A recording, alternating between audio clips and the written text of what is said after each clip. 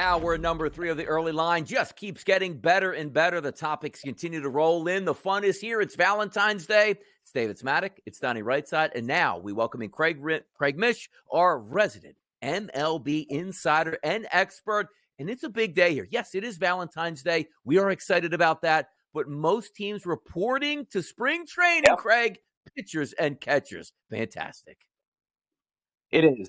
It's an awesome day to spend it inside my studio instead of the beautiful sunshine of Jupiter, West Palm Beach. I mean, I got a show to do, I got a show to do at 11 a.m. Eastern. It's kind of hard. I'm, texting the guys at the Marlins. I'm like, I'm not going to be there until, next week. It's kind of tough. I love this time of the year for that. A lot of people, just don't really love the spring. They feel it's monotonous and it goes on for a really long time. But growing up and living in Florida and going to all the different spring training parks, Donnie, it's really a great situation, I think, for families and for kids because the players, are so accessible. They haven't been asked to do anything except for their wives and their families for like 5 months. So it's usually great for fans. And I'm really looking forward to the games. They begin next weekend. And, certainly I'll be out at the parks next week. I took a couple days off so I could go check it out.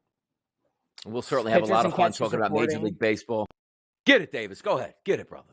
Well, I'm super excited about this because I didn't know if this was going to make the rundown. But, Craig, this has been the scuttlebutt in Kansas City for a long time, that the Kansas City Royals were wanting to move. They just like the area, this is kind of inside baseball, but this area of the city where Arrowhead and the Royal Stadium, it's dead, right? There's literally, this is true, there's an abandoned hotel across the street from Kauffman Stadium. Like, no people, the city is moving the other direction. So it's been speculated for a while that the Royals would be moving. The Hunt family just bought like 300 miles of land out on the other side of the city. They might be moving the Chiefs. And the Royals have now officially proposed this ballpark to the city. They have, I believe if I'm understanding things correctly, they have kind of the votes and the money they need to move it. And they have officially unveiled plans for this downtown ballpark in Kansas City. What do you know about this? Is this happening? When is this happening? How much can I look forward to a new Royals baseball stadium?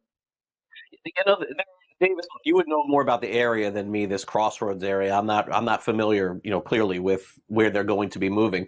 But what I would say is you saw, Davis, some signs. I know that you were busy doing football, but you saw some signs with the Royals going out and signing like a few free agents. And it was kind of like, like the Royals, it's been 7 years. Are they like going to jump back into this thing, maybe be competitive?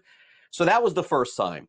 The second sign was very obvious. They signed Bobby Witt Jr. to $288 million, which is not something the Royals generally do. And now I think this is like the third piece of the puzzle to say, hey, look, we're spending money on the team. We just locked up our top player forever.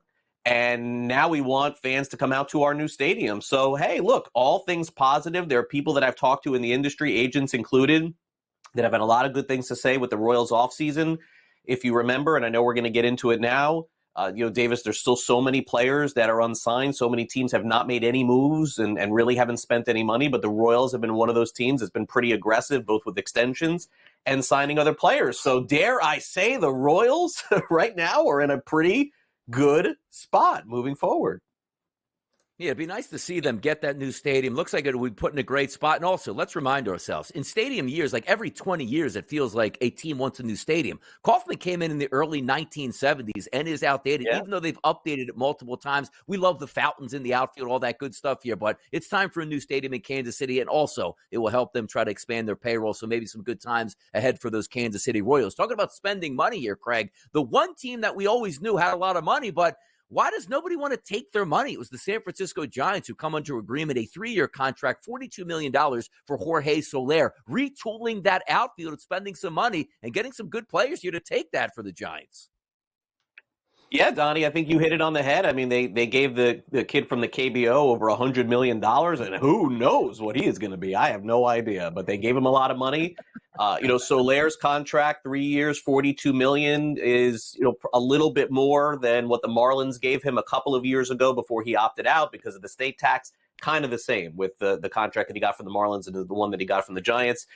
Look, I think San Francisco at this point, with all of the attempts to sign all these players, still would like to field a competitive team if possible. Of course, they have a new manager.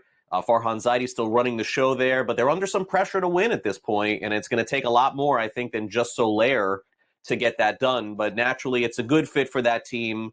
They really haven't had a major power hitter since Barry Bonds there. This guy Soler is going to be the biggest impact power bat, I think, since that's been the case. So I think he's got a chance to hit 30 or 40. Health has always been the key with Soler. Got to keep him on the field and then keep him off, actually, the field in the outfield. Probably put him at DH is what I would do the rest of the entire season.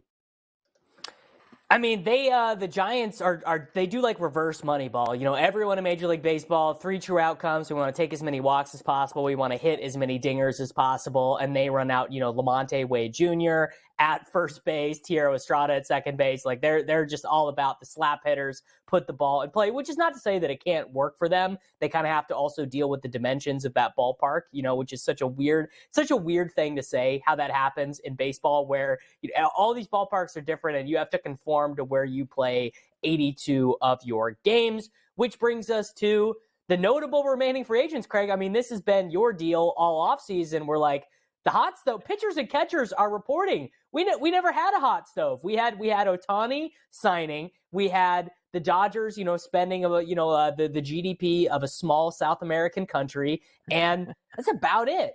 Honestly, that's about all we had. The freaking reigning National League Cy Young winner is a free agent on Valentine's Day, Craig. I'm gonna guess that is a first in MLB history. It could be. Remember, Machado and Harper a few years ago were unsigned into March. So it's not completely unprecedented. But yeah, like the way that I would sort of describe it is that every once in a while I'm making pasta in the house, right? So with my chicken parm, Donnie. So I'll put the pasta in the pot, and if I forget about it, it sort of like trickles over, and then I have to run over and turn the heat down. That feels like the hot stove this offseason. Is like, oh, something happens and it's going to be good. No. Let's go right back down. So, Davis, I really have no explanation for why this is happening. And by the way, you listed 5 guys. There's 50, 100 free agents that are still out there. I think there's a lot more questions than answers with this stuff. It makes no sense to me how, at this point, even the lower level guys, there's nobody holding up Eddie Rosario out there, right? Like, why is this guy just not signed? Like, I don't know. I wish I did. I think a further discussion probably has to be had as to why this is happening, because this is not good for the game to have players on Valentine's Day not signed. But I would imagine the pitchers, guys, over the next week or two would have to get signed. I mean, they have to get into camp and be ready for opening day. If you're a team and you're going to spend the money, you're going to come close. You want them in your opening 5, right? So the pitchers will go off soon. Yeah, I was just going to ask you that question, too, because when Bryce Harper signed with the Philadelphia Phillies, it was basically around St. Patrick's Day. For a hitter to get back in the groove, hey, I've been working out all season, it's a little bit easier. We just saw Justin Verlander say he's a little bit behind, and he already has a team. Talk to us about signing of these top-level free agent pitchers here. Could there be a delay where, hey, you know what, I just signed a $300 million contract with Snell, but where he's going to miss the first 3 weeks of the season because he didn't get into camp in time? Yeah, the free agent pitchers, Donnie, of that season, the ones that didn't sign along with Harper and Machado that year, and I don't have them off the top of my head, but either way, if you go back and look, a lot of those guys did not perform well that season because they got a late start. Again, I don't have any info on this, but my opinion is that if a team is going to invest a couple $100 million on a pitcher, they need to get that guy in for spring training, and that starts now. You're right. It's finding houses. It's getting your kids in the schools. A lot of stuff weighs on some of these superstar players. We'll see how it plays out. But also, baseball season is here, and Craig Mish is going to be what's here the entire season long right here on the grid. We'll be right back. Much more NBA action on the way.